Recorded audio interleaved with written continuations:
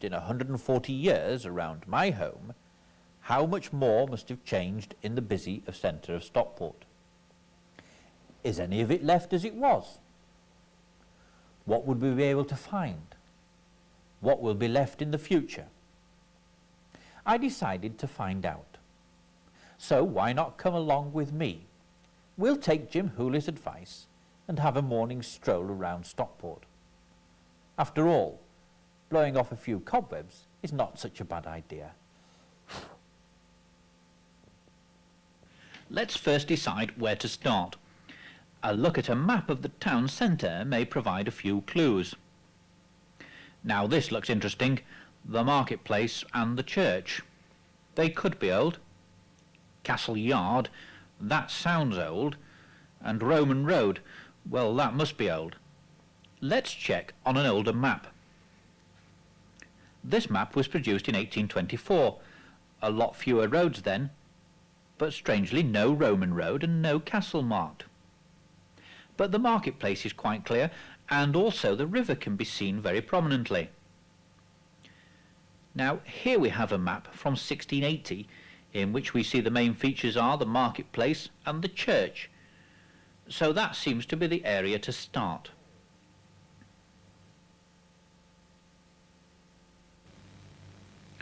From this peaceful, tranquil setting, one might easily be forgiven for thinking that we were looking at a rural churchyard somewhere in the heart of the English countryside.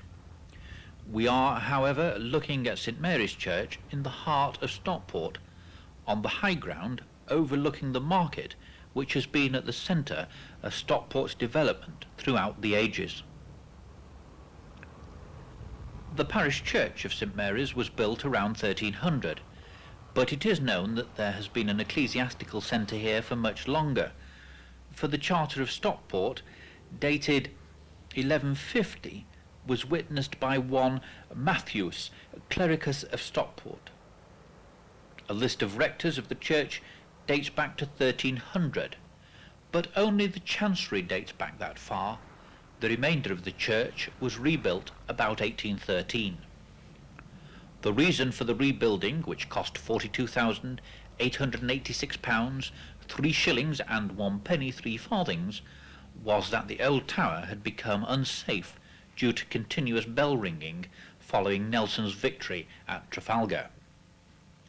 However, the old tower took battering rams and £2, 2 shillings and 9 pence worth of gunpowder to bring it down.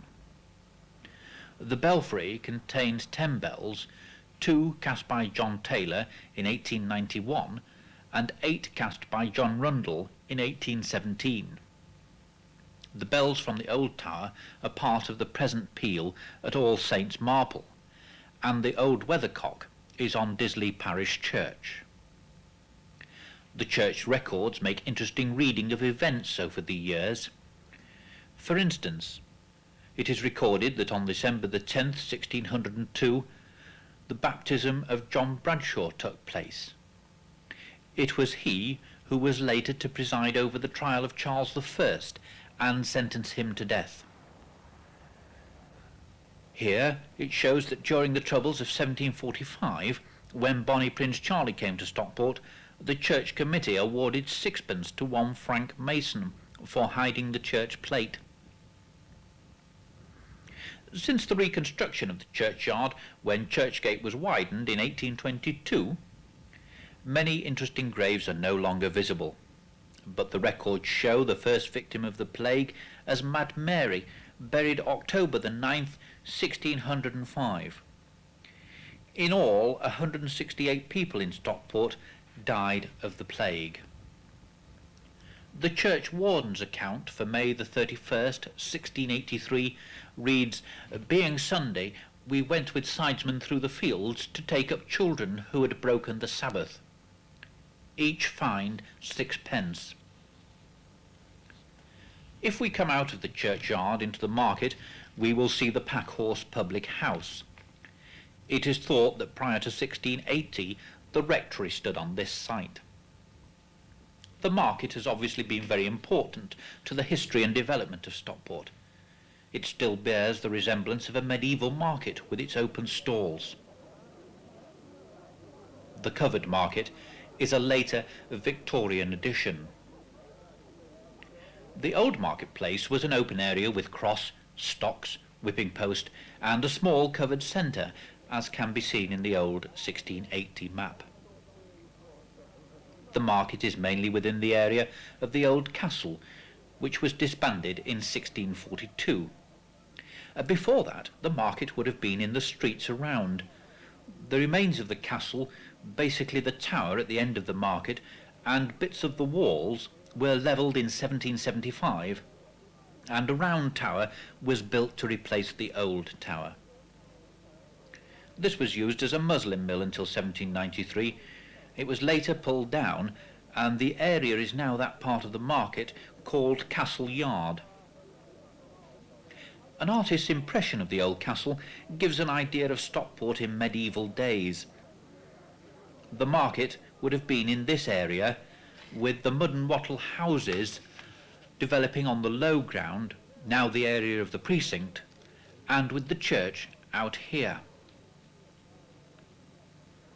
In the 18th and 19th centuries, the market provided the meeting place for the people, and its public houses were used for meetings of Chartists, unions and friendly societies, and as courts and debating centres. From the window of the Bull's Head in January 1819 spoke John Hunt on social reform. 6 months later, he was arrested at the meeting in Peter's Fields, and the cavalry's charge to make that arrest turned that bloodbath into a piece of local history. Stockport was very much to the fore of Union development. In the late 18th and early 19th centuries, also from this window, spoke a Connor, the Chartist leader, and Richard Cobden, who was MP for Stockport from 1841.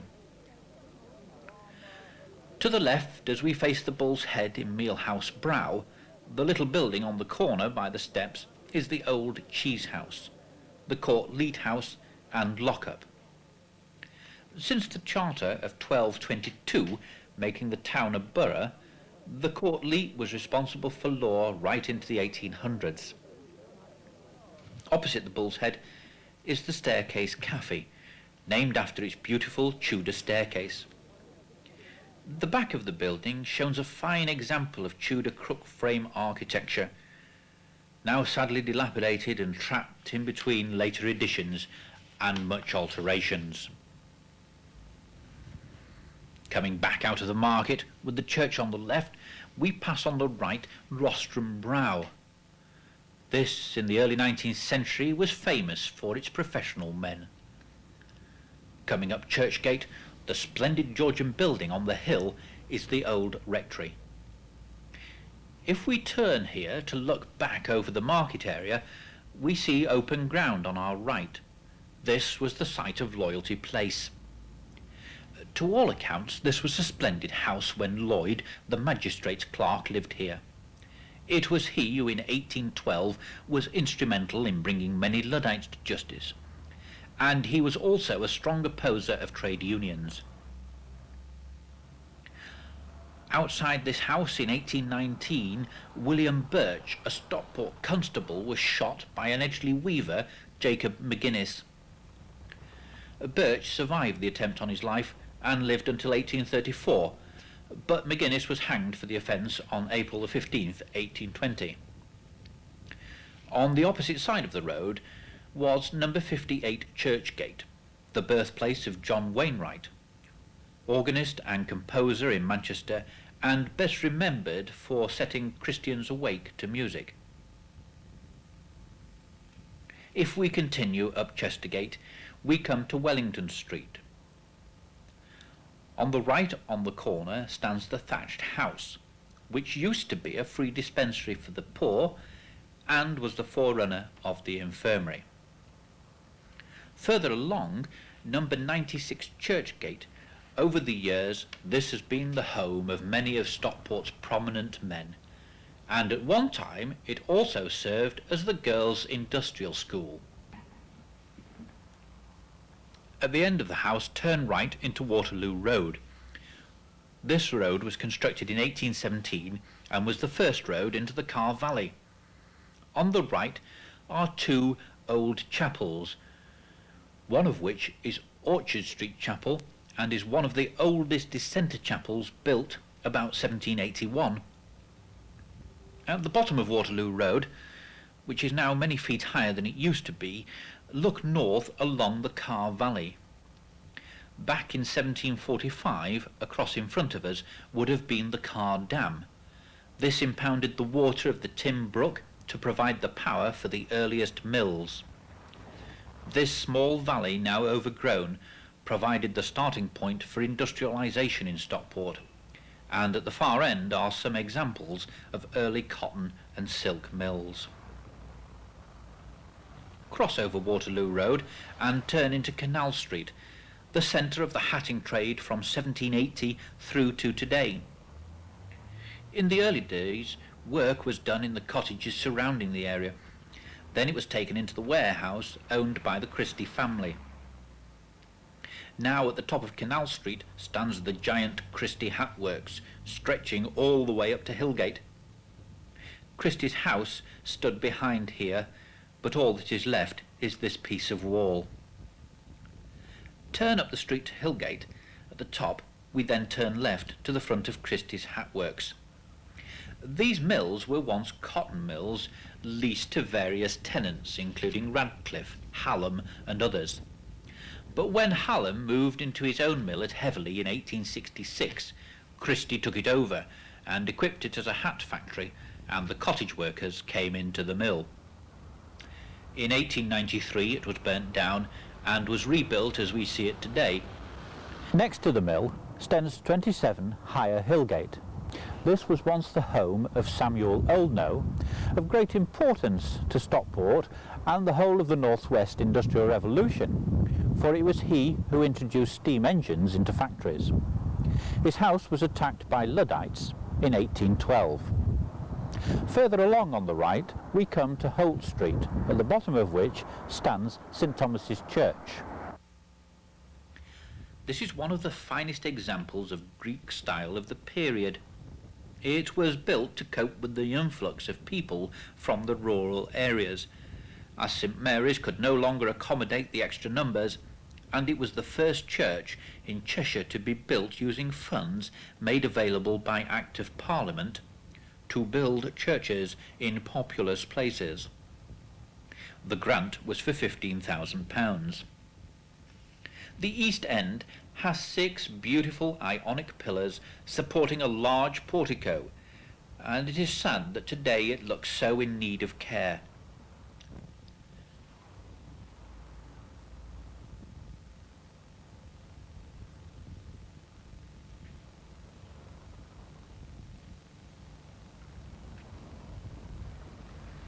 Turning back from Holt Street along Hillgate, we shortly come on the right to Tollbar Street.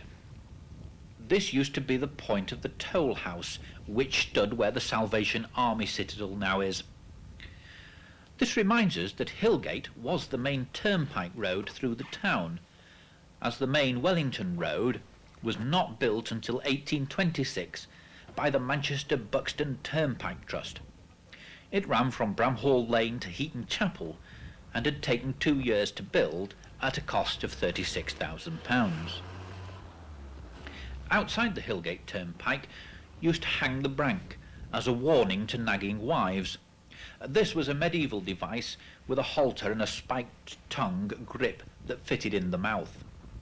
The brank is now exhibited in Vernon Park Museum, along with many artefacts of the Industrial Revolution. In terms of other corrective practices, gibbeting was abolished in 1834, the stocks were removed in 1831, and the practice of burying suicides with a stake through the heart was abolished in 1823. Continuing on down Hillgate, we come to the corner of Waterloo Road. On the right-hand side stands the Black Lion Hotel, a fine example of Victorian architecture. Next to this, on the corner, now an open space, used to stand the Tabernacle Chapel, the oldest free church in Stockport, built in 1672. In the year 1744, the Reverend Peter Walker assumed charge of it. In 1791, his daughter was buried in the churchyard, but following